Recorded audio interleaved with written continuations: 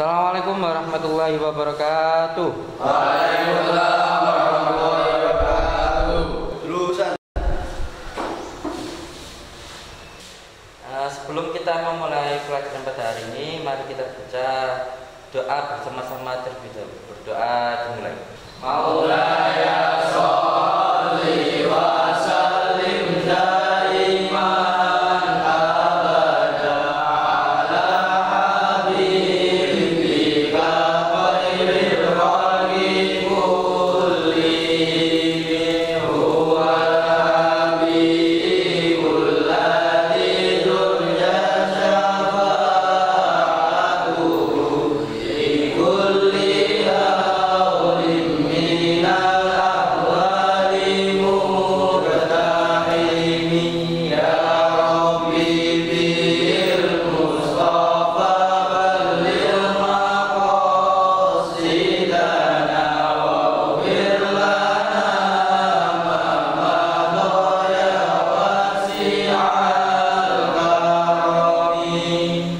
Bismillahirrahmanirrahim. Asyhadu an la ilaha illallah wa asyhadu anna Muhammadar Rasulullah. Raditu billahi rabban bil Islam dinan wa bi Muhammadin nabiyyan wa rasulah. Wa rabbi zidni ilma warzuqni fahma waj'alni min ibadika sholihin.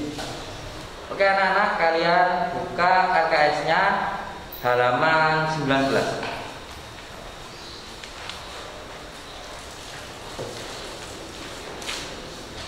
Hari ini kita semua akan belajar tentang penyebaran Islam di tanah Jawa melalui dakwahnya Wali Songo.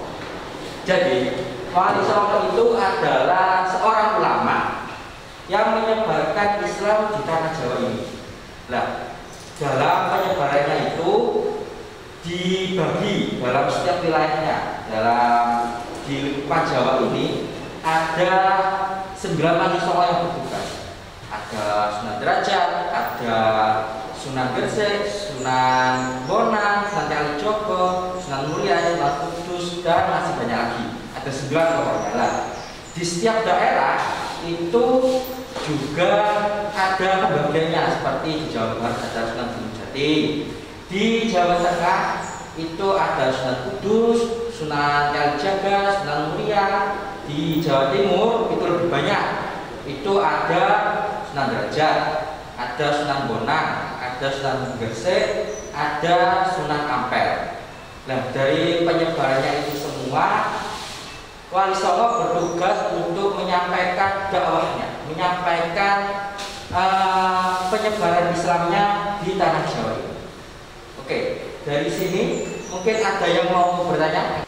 Saya Pak, emangnya ada makam Wali Songo sekitar sini? Kamu nggak tahu ya, kalau di daerah kita ini juga ada Wali Songo yang menyebarkan Islam. Nggak tahu Pak. Oke, kalau yang lain mungkin ada yang tahu. Saya tahu Pak, tapi nggak tahu namanya. Itu aja nggak tahu. Oke,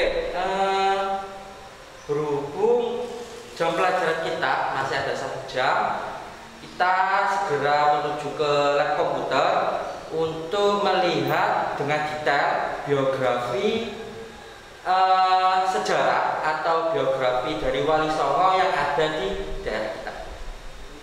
Ayo.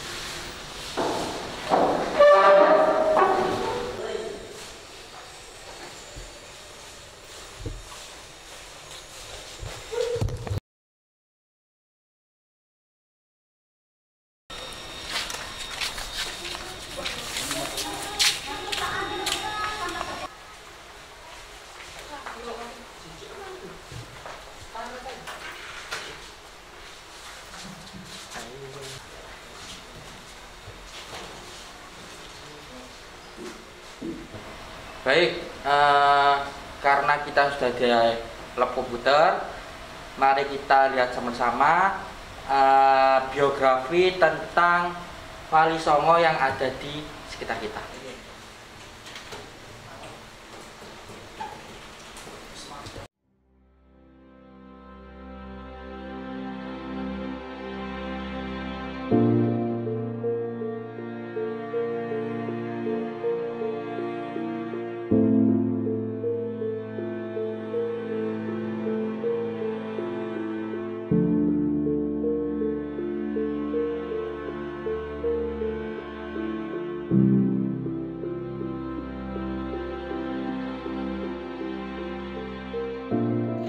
Assalamualaikum warahmatullahi wabarakatuh. Raden Kasim atau Sunan Derajat adalah salah seorang anggota Wali Songo Majelis Penyebaran Agama Islam dalam sejarah Jawa pada abad ke-14 Masehi. Putra bungsu Sunan Ampel ini melakukan dakwah Islam dengan prinsip pepali pitu atau 7 dasar ajaran selain melalui seni dan budaya. Sunan Derajat lahir di Ampel Denta, Surabaya pada tahun 1470 Masehi dengan nama Raden Kasim sebagai putra termuda Sunan Ampel dengan Nyai Ageng Manila, adik dari Raden Maulana Makdum Ibrahim alias Sunan Bonang. Raden Kasim memperoleh ilmu keislaman langsung dari ayahnya Sunan Ampel yang memimpin Pondok Pesantren Ampel Denta, Surabaya. Setelah beranjak remaja, Raden Kasim merantau ke Cirebon untuk berguru pada Sunan Gunung Jati. Di Cirebon, Raden Kasim menikahi putri Sunan Gunung Jati yang bernama Dewi Sufiah. Hingga kemudian Raden Kasim kembali ke Ampel Denta bersama istrinya. Sesampainya di Ampel Denta, Sunan Ampel meminta Raden Kasim untuk berdakwah di daerah Gresik. Raden Kasim menuruti perintah ayahnya, meneruskan perjalanan menuju Gresik. Ia menetap di desa Banjarwati dan disambut baik oleh sesepuh kampung yang bernama Kiai Mayang Madu dan Mbah Banjar. Di desa Banjarwati, Raden Kasim dinikahi dengan putri Kiai Mayang Madu yang bernama Nyai Kemuning. Di wilayah yang bernama Jelak, daerah yang memiliki medan lebih tinggi dari tempat lainnya di desa Banjarwati, Raden Kasim mendirikan surau dan mengajarkan penduduk setempat. Kendati tergolong bangsawan, ia amat dekat dengan rakyat. Jiwa sosialnya tinggi serta mengutamakan kesejahteraan penduduk. Dalam buku Atlas Wali Songo 2016 dijelaskan bahwa ajaran Islam yang didakwahkan oleh Raden Kasim menekankan pada etos kerja keras dan empati berupa kedermawanan, sikap tenggang rasa, saling peduli, pengentasan kemiskinan, gotong royong, dan solidaritas sosial lainnya. Ketika turun langsung ke masyarakat, Raden Kasim mengajarkan banyak hal kepada warga, dari cara membangun rumah, membuat alat-alat untuk memikul orang seperti tandu atau joli, dan lain sebagainya. Pada akhirnya, Raden Kasim dijadikan imam pelindung oleh penduduk di Pedukuhan Derajat. Sejak itulah, Raden Kasim mulai dikenal dengan nama Sunan Derajat. Sebagaimana ulama Wali Songo lainnya yang juga berdakwah lewat seni budaya, Sunan Derajat juga mahir mengubah sejumlah tembang. Tembang terkenal yang digubahnya adalah tembang, tengahan, macapat, pangkur untuk menyampaikan ajaran filsafah kehidupan kepada masyarakat. Sunan Derajat juga pandai mendalang serta sesekali mementaskan pertunjukan wayang untuk sarana dakwahnya. Peninggalan Sunan Derajat yang masih disimpan hingga sekarang adalah seperangkat gamelan yang disebut singo, bengkok, serta benda-benda seni lainnya. Suhailid dalam Sejarah Kebudayaan Islam tahun 2020 mengungkapkan di masa tuanya Sunan Derajat pindah ke kawasan Dalem, Wungkur, arah selatan dari desa Derajat. Ia menghabiskan masa tuanya dengan berdakwah di sana. Pada tahun 1522 Masehi, Raden Kasim atau Sunan Derajat tutup usia. Makamnya terletak di desa Derajat, Paciran, Lamongan, Jawa Timur.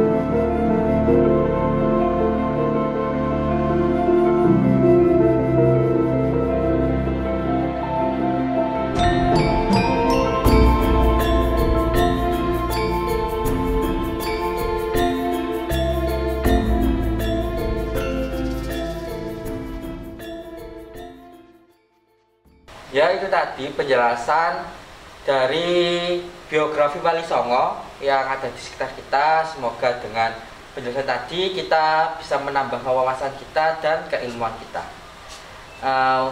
Cukup untuk pembelajaran hari ini. Saya tutup. Assalamualaikum warahmatullahi wabarakatuh. Waalaikumsalam.